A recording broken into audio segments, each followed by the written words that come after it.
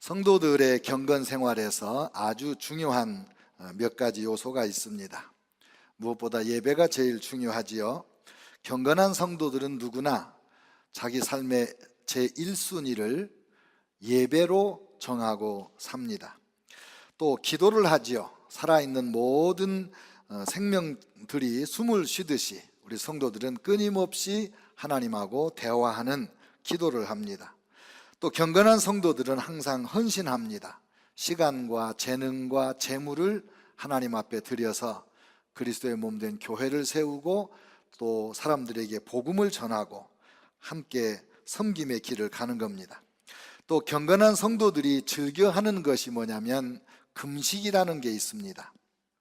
요즘은 금식의 열기가 많이 식었지만 금식은 하나님의 백성들에게 매우 유익한 경건 생활의 한 방식입니다. 금식이 뭐냐면 음식을 안 먹는 거죠. 특별히 교회에서 말하는 금식은 영적인 목적을 위하여 음식을 절제하는 것이다, 이렇게 정의합니다. 근데 금식 중에 단식도 있고 금식도 있는데, 단식은 숨만 쉬고 아무것도 안 먹습니다. 물도 마시질 않습니다. 그러나 금식은 숨도 물론 쉬고 물을 마시면서 다른 음식을 일체 먹지 않는, 그러면서 하나님과의 교제에 집중하는 것입니다. 근데 요즘에는 또 이제 부분 금식이다, 그런 말이 나왔어요. 텔레비전을 금식한다, 전화기를 금식한다, 게임을 금식한다, 또 드라마를 금식한다, 뭐 이런 거. 어떤 분이 저한테 글을 하나 보내왔는데, 오래전에 비판 금식하고 칭찬의 만찬을 즐겨라. 혈기는 금식하고 온유함의 만찬을, 질투는 금식하고 사랑의 만찬을, 거짓은 금식하고 진실의 만찬을 즐겨라. 자기 핑계를 금식하고 책임의 만찬을 즐기고 불만을 금식하고 감사의 만찬을 즐겨라. 이기심을 금식하고 섬김의 만찬을, 의심을 금식하고 믿음의 만찬을 즐겨라. 생각하고 묵상할 만한 좋은 글이라고 생각을 했습니다. 흔히 금식, 기도 이렇게 말하죠. 그래서 금식하고 기도가 늘 같이 가는 걸로 생각을 해요. 그런데 오늘 본문에도 보면 금식과 기도는 따로 구분이 됩니다. 따로 구분이 돼요. 이 안나라고 하는 선지자는 결혼해가지고 7년 부부 생활하고 과부가 돼가지고 84세가 되도록 주야로 성전을 떠나지 아니하고 금식하며 기도하며 하나님을 섬겼다 그랬습니다. 이때 결혼하는 나이가 보통 15살 어간이거든요. 그러니까 20살 초반에 과부돼서 60년 이상을 하나님을 섬기는데 주야로 금식을 했다, 그렇게 말합니다. 먼저 성전을 떠나지 않았다고 그랬는데, 성전을 가까이 하는 것이 우리 성도들의 신앙생활에 얼마나 중요한지는 여러분도 잘 아실 겁니다. 매일 성전에 들리는 사람의 경건과 신앙, 일주일에 한 번 들리는 분의 신앙생활, 차이가 많이 날 수밖에 없겠죠. 아무래도 주야로 금식을 해서 하나님을 섬겼다, 이게 무슨 말이냐면 하나님을 위하여 금식하는 자체가 하나님을 섬김이라는 거예요. 하나님이 너무 좋아서 찬양을 했다, 그와 같이 금식을 해드렸다.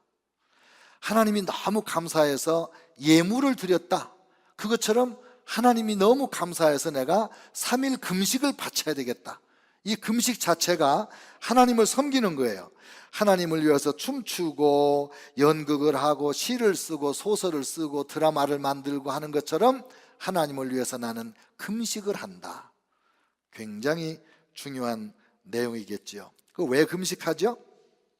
왜 금식이 하나님을 섬기는 것이 되죠? 여러분, 사람은 영과 혼과 육이 있어요. 그런데 하루 세끼 밥을 먹으면서 이 육체를 지극정성으로 우리가 돌봅니다. 그런데 금식을 할 때는 밥을 안 먹으니까 이 육체 돌보기를 포기하는 거예요. 그러면 육체는 안 돌보고 뭘 돌보냐? 우리의 마음과 혼, 영혼을 돌보는 데에 집중을 해요. 그러니까 하나님만 생각하게 되고 초점을 육체에서 영으로 하나님에게 집중을 하게 되는 겁니다. 그러니까 육체는 소약해지고 영은 깨끗해지고 맑아지고 그리고 영적으로 민감해지는 변화가 일어나게 됩니다. 이 세상에 온갖 잡소리가 들려오는 중에 하나님의 소리가 묻혀서 주님 뜻대로 살기가 매우 어려운데, 금식을 하면 이런 세상의 소리는 점점 잦아들고 세미한 작은 하나님의 음성이 우리 마음에 들려오기 시작을 합니다. 그래서 금식을 자주 하면 자주 할수록 영적인 귀가 예민하게 발달을 하게 되는 거예요. 그러니까 금식을 하면 하나님을 섬기는 것이 되고 하나님이 기뻐하시는 거죠. 그러면 금식, 기도 이렇게 말할 때 금식은 하는데 기도가 안 된다, 왜 금식 중에 기도를 못할까, 이런 이야기 하는 분들이 있어요. 근데 걱정 안 하셔도 돼요. 일단 금식을 하면 몸에 힘이 빠지니까 기도할 그런 여력이 없는 거죠. 특별히 시편 109편 24절에 보니까 우리 고백이 그대로 나오는데, 금식함으로 내 무릎이 흔들리고 내 육체는 수척하여 싸우며. 무릎이 흔들려요. 여러분, 금식을 하면요, 우리 몸에 제일 약한 데서부터 이 무기력증 같은 게 나타나요. 아픔이 느껴지고 그래요. 그리고 금식을 하면 체중이 빠지죠. 수척해지는 거예요. 특별히 통성기도를 하는 게 습관인 사람들은 금식 중에 통성기도가 안 됩니다. 잘. 어떤 독한 분들은 열심히 하더라고, 금식하면서도. 근데 힘이 빠져서 소리가 안 나와요. 그러면 금식만 하고 기도를 못했어요, 그런가? 걱정 안 하셔도 됩니다. 왜냐하면 우리가 생각만 해도 기도가 됩니다. 마음으로 소원하기만 해도 하나님이 알아들으시고 우리의 기도로 받아주십니다.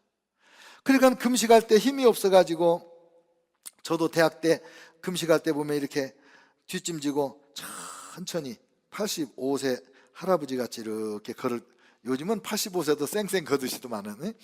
그게 왜냐면 힘이 빠지니까 그런 거예요. 그러나 그때 기도가 간절한 기도가 된다 이거예요. 그냥 금식만 하고 기도를 못했다, 이런 죄책감 같은 거 느끼지 않아도 된다, 그 말입니다. 그런데 한 3일 금식하고 나서 이제 밥을 먹어요. 죽을 먹든지 주스를 마시든지. 주스 한 잔만 마셔도 막 어디서 이렇게 힘이 나는지 막 에너지가 솟구쳐요. 그러면 산에 올라가 가지고 막 1시간, 2시간, 3시간 막 부르짖어 기도하고 그런 경험이 기억이 나요. 여러분, 70년대, 80년대 한국 교회는 정말 기도하는 교회였습니다. 교회에서도 뭐 날마다 기도하는 사람 기도 소리가 끊이지 않았을 뿐더러 수백 개 전국에 있는 기도원에 가면 금식하는 사람들이 꽉꽉 차 있었고, 신년 금식 기도회 그러면 청년들이 수천 명씩 기도원에 모여가지고 누워서 잠잘 자리도 없이 앉아서 2박 3일을 말씀 듣고 기도하며 금식하며 그렇게 하나님을 섬기곤 했습니다. 그때 금식하던 분들이 지금 한 3만 명 전 세계 선교사로 나가 있는 거 아니에요? 여러분, 누가 시키지 않아도 하루 이틀 3일 이렇게 금식하고, 어떤 분은 더 오래오래 금식도 하거든요. 그러면 금식은 언제 할까? 왜 할까? 하나님께서 금식을 시키시는 때가 있어요. 예를 들면 하나님이 뭔가 하시고 싶은데, 일을 맡기고 싶은데 네가 금식하고 준비를 해라, 이렇게 기도를 시키는 거죠. 그래서 모세가 시내산에 올라가서 40일 금식을 몇 번을 해요. 그런데 그때 하나님이 십계명도 주셨고 또 성막 제도도 알려주셨고 제사 제도도 알려주셨고, 창세기, 출애굽기, 레위기, 민수기, 신명기에 나오는 그 숱한 하나님의 진리의 말씀들을 금식하면서 그때 받는 거예요. 그러니까 하나님이 금식을 시켜요. 또 오늘 안나 선지자도 주야로 금식하여 하나님을 섬겼다 그랬는데, 이분이 예수님을 딱 보자마자 메시아인 걸 알아봤어요. 주야로 금식하며 기도하다가 하나님의 아들을 알아보는 그런 영안이 열려진 거죠. 또 우리 예수님도 세례 요한에게 세례 받으시고 하늘에서 비둘기같이 성령이 임하시니까 광야에 가서 40일 금식하면서 공생의 시작 전에 기도로 준비를 하셨습니다. 또 나라와 민족의 위기가 닥치면 온 백성들이 한 마음으로 금식하고 기도해서 하나님의 도움을 받고 그 난관을 극복하는 역사가 많습니다. 에스더서에 보면 에스더 왕비와 삼촌되는 모르드게가 중심이 돼서 유대 민족을 다 학살하려고 하는 날짜가 정해졌는데 금식하며 부르짖어 기도했더니 하나님께서 역전시켜가지고 그 원수와 그 민족을 진멸할 수 있는, 그리고 모르드게는 총리 대신으로 승진하는 그런 축복이 임한 것입니다. 요나 선지자가 도망갔다가 물고기 뱃속에 들어가서 죽도록 고생하고 나와서 니느웨 성에 가가지고 외칩니다. 40일이 지나면 하나님이 이 성을 심판할 겁니다. 큰 소리로 안 했을 거예요. 왜? 그 사람들 회개하는 걸 원치 않았으니까. 근데 그 소리 듣고 니느웨 사람들이 금식을 해요. 백성들이 금식한다 소리를 임금님이 듣고 임금님이 명령을 내려서 임금부터 짐승까지 모두 금식을 해요. 그랬더니 하나님께서 뜻을 돌이키셔서 니느웨 성을 멸망시키려다가 살려주게 됩니다. 우리 교회 마당 앞에 보면 아히합이라고 있어요. International House of Pancake. 그런데 또 다른 아히합이 있어요. International House of Prayer. 캔사스 시티에 본부가 있는데 제가 한 10년 전에 거기를 다녀왔습니다. 이 아히합 선교회는 24시간 찬양과 기도를 올리는 그런 선교회예요. 2시간마다 찬양팀이 바뀌어요. 24시간. 그리고 그때 당시에 한 500명 풀타임 사역자들이 있었는데 4시간은 기도하는 거고 4시간은 그 선교회에서 각자 일을 맡아서 일을 하고, 그게 그 선교사님들의 일인데 이분들이 금식을 밥 먹듯이 합니다. 가보니까 매월 첫 월, 화, 수 3일을 한 달에 한 번씩 금식을 하는 거예요. 그래서 왜 금식하냐 그랬더니 미국의 전 세계의 그리스도인들이 성결해지도록, 순결해지도록. 그래서 신랑 예수님이 오실 때 흠이나 점이나 티나 주름 잡힌 것이 없이 예수님을 맞이할 수 있는 교회가 되도록. 오늘날 교회가 너무 어지럽잖아요. 그러면서 100만 명이 이렇게 금식하도록 헌신자를 모집하고 있다는 거예요. 그래서 저도 그 해에 1년 동안 13번 3일 금식을 한 적이 있잖아요. 미국 교회가 지금까지도 건강하고 성장하는 이유는, 전 세계 선교를 주도하는 이유는 이렇게 금식하며 교회를 위하여 기도하는 사람들이 지금도 많이 있거든요. 그 다음에 이제 우리가 금식을 하면 하나님의 사명을 받습니다. 하나님께서 너는 이런 일을 해라. 이게 금식할 때 분명하게 들려오는 경우가 많습니다. 사도 바울이 처음 예수님을 만났을 때 다메섹으로 가다가 예수님 만났잖아요. 눈 멀고 3일간 금식을 하는데 그때 아나니아라는 선지자가 와서 안수기도하여 눈뜨게 해주면서 형제 사울아, 내가 오던 길에 만난 예수님이 나를 너에게 보냈다. 그러면서 네가 앞으로 이런 일을 하도록 하나님이 부르신 거다. 사명을 주잖아요. 몇 년 뒤에 바나바와 함께 안디옥 교회 지도자로 목회를 하는데 교회가 막 성장을 해요. 그때 또 이 지도자들이 금식을 하는데 성령께서 말씀하시기를 바울과 바나바를 따로 세워라. 그 따로 세워놨더니 이방인을 위한 세계 선교의 선교사로 하나님이 파송을 해서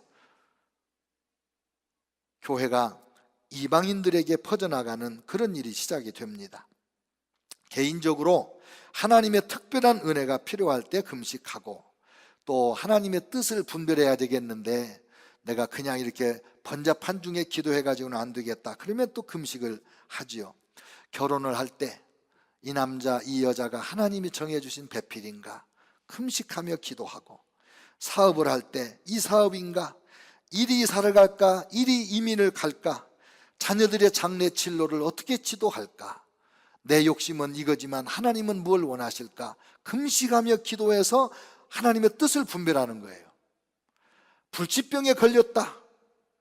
내가 죽으면 천국 가는지 알지만은 이 땅에서 할 일이 남았으니 살고 싶다. 그러면 금식하고 기도해서 하나님 앞에 양당간의 결판을 내야죠. 그러면 하나님이 응답하시는 거예요. 중요한 일을 선택해야 되고 결정해야 될 때는 항상 금식을 하는 거예요. 저도 일생을 살면서 금식으로 받은 은혜가 한두 가지가 아닙니다.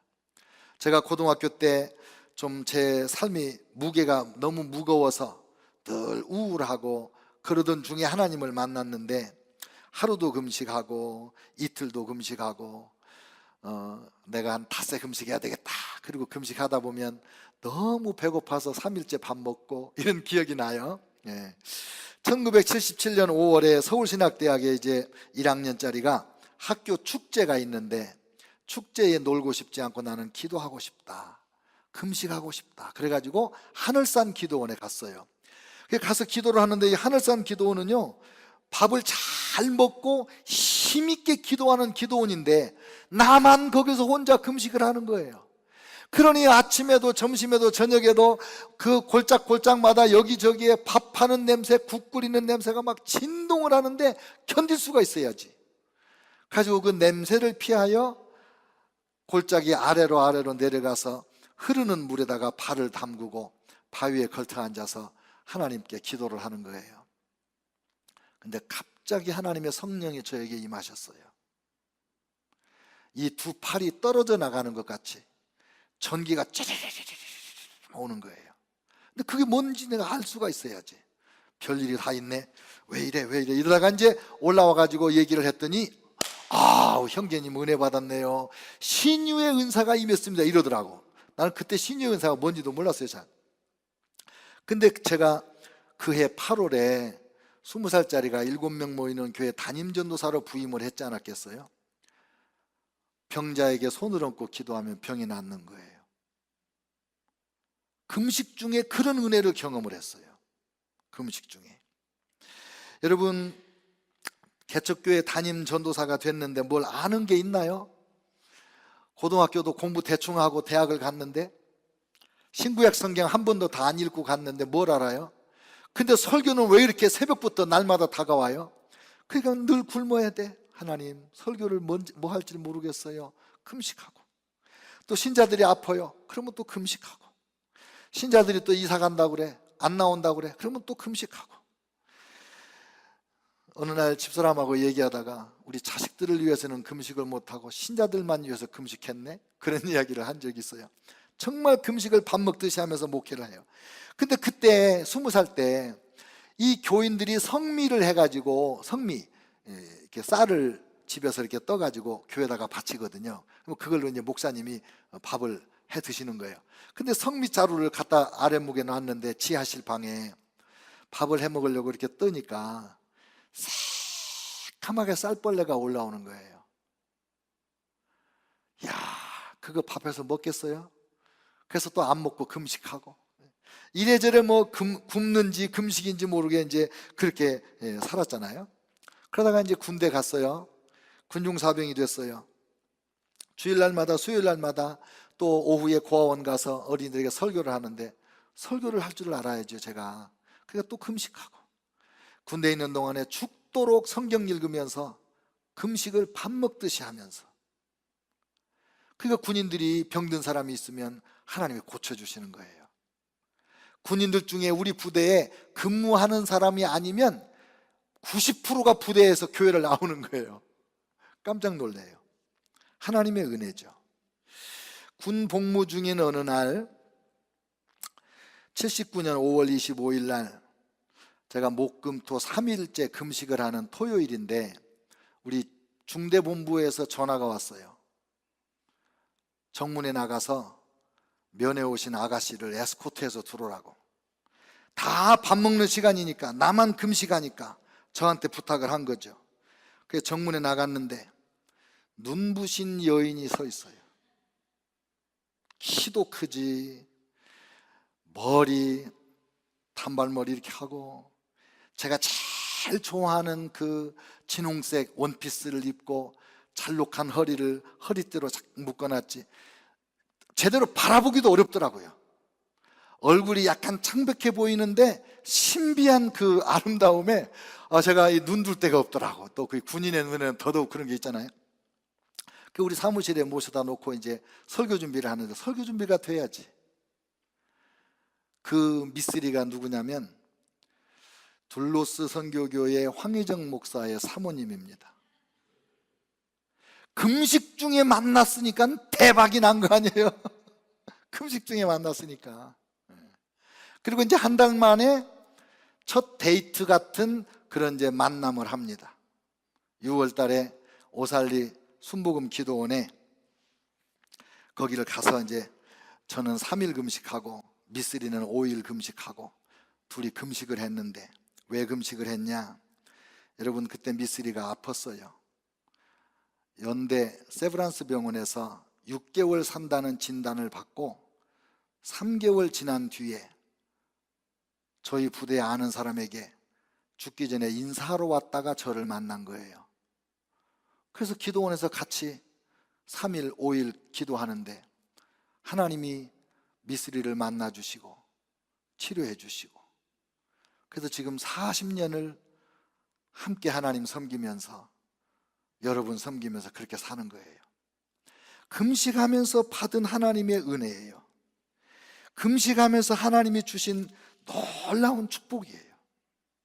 목회하는 동안에 어려운 일이 있을 때마다 금식하면 하나님께서 들으시고 응답하시고, 여러분, 이런 기적이 있는데 금식이라는 문을 통과하면 하나님이 예비하신 신비한 세계가 있는데, 오늘 우리는 너무 먹는 일에 열심을 내다가 금식을 잊어버려서 도매금으로 그 기적을 다 잃어버린 것이 아닌가, 그런 아쉬움이 있어요.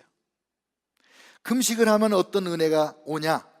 이사야 선지자가 58장에서 말했는데, 내 빛이 아침같이 비칠 것이다. 내 치료가 급속할 것이다. 내 의가 내 앞에 행한다. 여호와의 영광이 너를 호위한다. 내가 부를 때 나 여호와가 내가 여기 있다 라고 대답한다. 내 빛이 흑암 중에 발하여 내 어두움이 낮과 같이 될 것이다. 우리의 어두움이 뭐예요? 질병이요, 가난이요, 갈등이요, 실패요, 낙심이요, 이런 우리 인생의 어두움이 대낮같이 밝아진다. 누구에게? 금식하는 사람에게. 금식하는 사람에게. 여호와 하나님이 항상 인도한다. 마른 곳에서도 내 영혼을 만족해 하신다. 내 뼈를 견고하게 한다. 너는 물된 동산같이 될 거다. 마르지 않는 샘같이 될 거다. 누가요? 금식하는 사람이. 금식하는 사람이. 내게서 날 자들이 오래 황폐된 곳을 다시 세울 것이며, 너를 일컬어 무너진 데를 수보하는 자라 할 것이며, 길을 수축하여 거할 곳이 되게 하는 자라 하리라. 우리와 우리의 후손들이 하나님의 은혜를 입어서 무너진 데를 수축하는, 하나님의 영광을 새롭게 선포하고 나아가는 일꾼이 된다는 거예요. 언제? 우리가 금식할 때. 금식할 때. 제가 우리 교회를 위하여 기도합니다. 우리 교회가 금식을 해야 돼요. 부흥회 앞두고 지금 우리가 금식을 하는데 금식을 해야 돼. 왜요? 세상에 너무나 많은 죄인들이 있어요. 여러분, 미국에서 제일 음란한 도시가 코리아타운이에요. LA에. 제일 미신이 많고 제일 폭력이 많고 제일 비참하게 사는 사람이 많이 모여 있는 데가 여기. 술집도 제일 많고 창녀도 제일 많고. 우리 교회가 이 어둠에 사는 사람들을 구원해야 되는데 금식하지 않고 어떻게 그 일을 감당할 수 있겠는가?